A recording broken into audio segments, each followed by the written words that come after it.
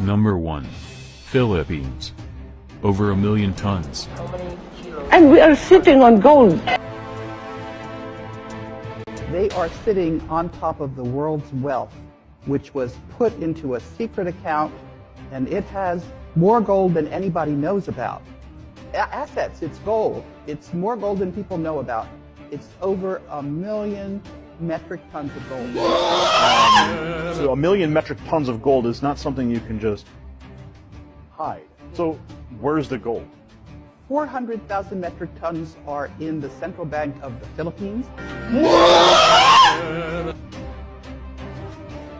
During a talk show in the US TV, the week following the bombing of the New York Twin Towers, President George Bush was asked this question: which is the richest country in the world today?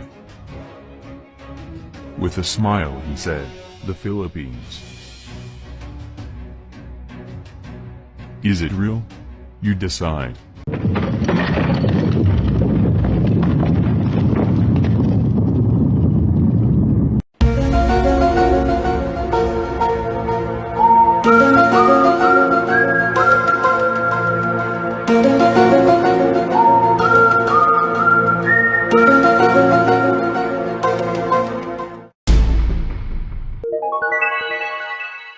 Number 10. India. 618.2 tons. It's no surprise that the Bank of India has one of the largest stores of gold in the world. The South Asian country, home to 1.25 billion people, is the second largest consumer of the precious metal, and is one of the most reliable drivers of global demand. India's festival and wedding season, which runs from October to December, has historically been a huge boon to gold's love trade. Number 9. Japan. 765.2 tons. Japan, the world's third largest economy, is also the largest hoarder of the yellow metal. Its central bank has been one of the most aggressive practitioners of quantitative easing. In January 2016, it lowered interest rates below zero, which has helped fuel demand for gold around the world. Number 8. Switzerland. 1,040.0 tons. In 8th place is Switzerland, which actually has the world's largest reserves of gold per capita. During World War II, the neutral country became the center of the gold trade in Europe, making transactions with both the Allies and Axis powers. Today, much of its gold trading is done with Hong Kong and China. Number 7. China. 1,936.5 tons. In the summer of 2015, the People's Bank of China began sharing its gold purchasing activity on a monthly basis for the first time since 2009. Although China comes in 7th for most gold held, the yellow metal accounts for only a small percentage of its overall reserves, a mere 2.8%, the lowest of the top 10 central banks with the most gold. China has actually been on a gold buying spree since December 2018, buying almost 100 tons from then through August. Number 6. Russia. 2,219.2 tons. The Russian central bank has been the largest buyer of gold for the past 7 years and overtook China in 2018 to have the 6th largest reserves. In 2017, Russia bought 224 tons of bullion in an effort to diversify away from the US dollar, as its relationship with the West has grown chilly since the annexation of the Crimean Peninsula in mid-2014. To raise the cash for these purchases, Russia sold a huge percentage of its U.S. treasuries. Number 5. France. 2,436.1 tons. France's central bank has sold little of its gold over the past several years, and there are calls to halt it altogether. Marine Le Pen, president of the country's far-right National Front Party, has led the charge not only to put a freeze on selling the nation's gold but also to repatriate the entire amount from foreign vaults. Number 4. Italy. 2,451.8 tons. Italy has likewise maintained the size of its reserves over the years, and it has support from European Central Bank, ECB, President Mario Draghi. The former Bank of Italy governor, when asked by a reporter in 2013 what role gold plays in a central bank's portfolio, answered that the metal was a reserve of safety, adding, "It gives you a fairly good protection against fluctuations against the dollar." Number 3. Germany. 3,366.8 tons. In 2017, Germany completed a 4-year repatriation operation to move a total of 674 tons of gold from the Banque de France and the Federal Reserve Bank of New York back to its own vaults. First announced in 2013, the move was expected to take until 2020 to complete. Although gold demand fell in 2017 after hitting an all-time high in 2016, this European country has seen gold investing steadily rise since the global financial crisis. Number 2. United States. 8,133.5 tons. With the second largest official holdings in the world, the U.S. lays claim to nearly as much gold as the next 3 countries combined. It also has the second highest gold allocation as a percentage of its foreign reserves at 76%. From what we know, the majority of U.S. gold is held at Fort Knox in Kentucky, with the remainder held at the Philadelphia Mint, Denver Mint, San Francisco SA office and West Point Bullion Depository. Number 1. Philippines. Over 1 million tons. And we are sitting on gold. They are sitting on top of the world's wealth, which was put into a secret account, and it has more gold than anybody knows about. Assets, it's gold. It's more gold than people know about. It's over 1 million metric tons of gold. So 1 million metric tons of gold is not something you can just hide. So where's the gold? 400,000 metric tons are in the central bank of the Philippines.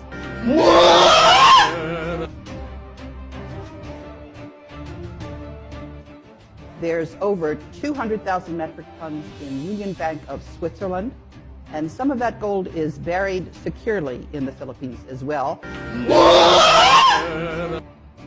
Some of it is held in various banks, but the bulk of it is in the Philippines.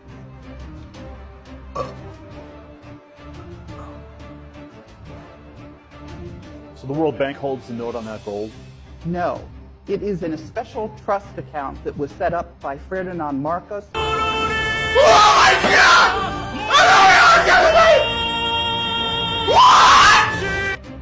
The Philippines is the richest country in the world. Even President Ronald Reagan knows and said this. Did you know about Marcos gold?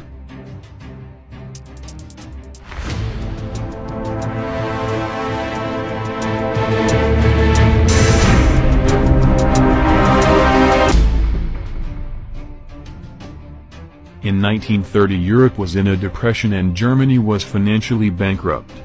An unknown party leader promised the German people that he could create jobs and boost its economy. The Germans dared him and put him in power. His name is Adolf Hitler. In June 1933, the Vatican and Hitler, a Roman Catholic, signed a concordat for mutual protection and enhancement. Shortly after that, Hitler was loaded with money. He built a massive army and manufactured weapons for war. Then Hitler took Poland. Before 1918, there was no Poland. That land was part of Germany and used as a buffer zone to separate Germany from Russia. But when Hitler reclaimed it, England declared war on Germany.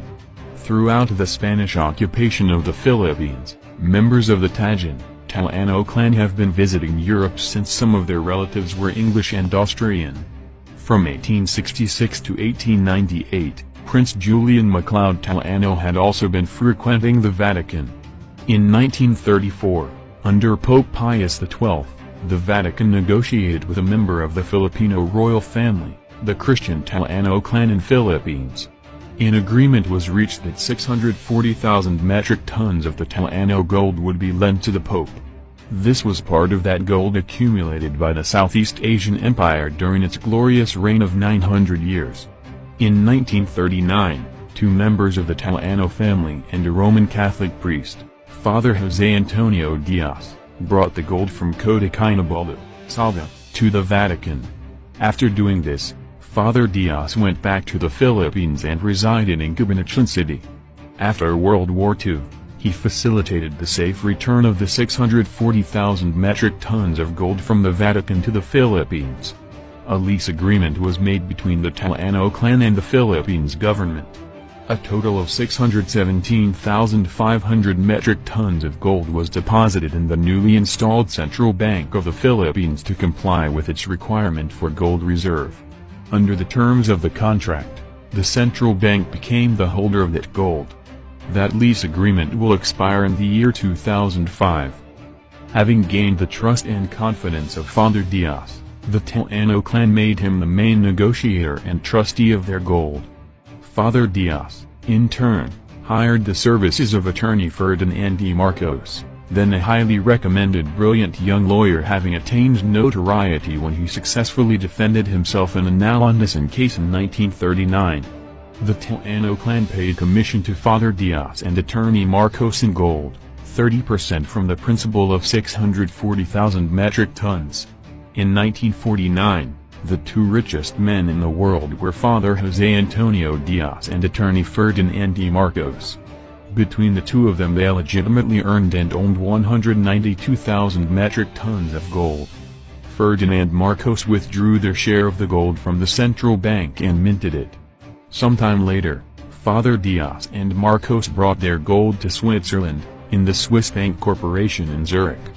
The remaining 400,000 metric tons of Talano gold is in the third-floor basement of the Central Bank minting plant in East Avenue, Quezon City, Philippines. There are 950,000 metric tons of gold, declared missing in the International Court of Justice, picked up by Yamashita from its European ally, Hitler. Another 250,000 tons of the Japanese loot around Southeast Asia are both now in the Philippines. This country then became the holder of 1.6 million metric tons of gold bars. Some of the Yamashita gold buried in the Philippines has been found, but the bulk of it is still buried to this day.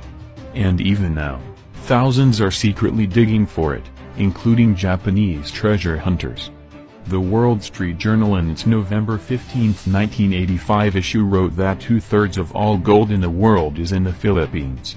1/3 is divided among the rest of the countries in the world. Very few Filipinos know this. In the 70s and 80s, blood money from the Roman Catholic Church, channeled into the Philippines via the Vatican Bank and another foreign power, fueled the flames of dissension in the countryside and on the streets of Manila. A concerted church and foreign civil destabilization, demolition campaign was waged against Marcos. All that gold in the hands of one man like Marcos was a threat to those who have been used for so long with so much money and power. Marcos became too powerful and would not toe the line of the two established power in the world, the Vatican and the Trilateral Commission, USA, Germany, Japan. But Marcos was no lapdog to any foreign power. In his grand plan, Marcos wanted to re-establish the former grandeur of the Philippines and the whole region of Southeast Asia, the former Malayan Empire. In June 1983, Marcos appeared before the first world leaders in Toronto. He announced his plan to boost the economy of the Southeast Asian region by creating the Asian dollar. This would be backed up by the 400,000 metric tons of gold in the Central Bank of the Philippines and the other gold he scattered around the region. He would also add to this his own personal 192,000 metric tons in Switzerland. This Asian dollar, backed up by the 2/3 of all the gold in the world that was in the Philippines, would have made the Philippines money more valuable and stronger than the American dollar.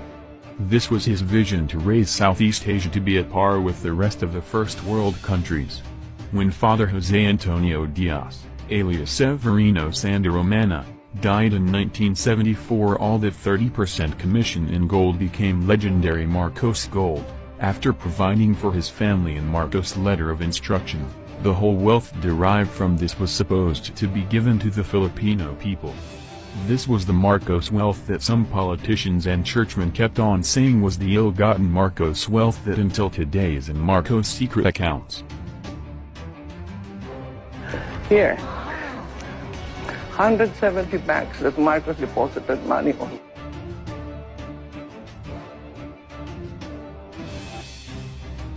Just to show you the bill of lading.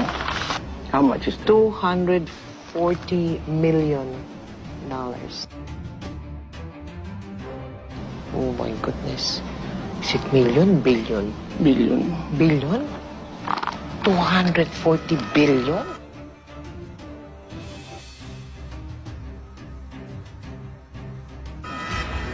Only one shipment. It's for $987 billion. Can you show the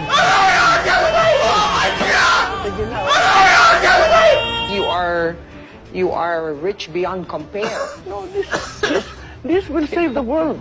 The world. So, Mrs. Marcos, are you saying you're open to giving some or an amount of this one to the country, to the Filipinos? Not only the Philippines, but the world. On April 9, 1973, Marcos said, "My earthly goods have been placed in the custody and for the disposition of the Marcos Foundation dedicated to the welfare of the Filipino people."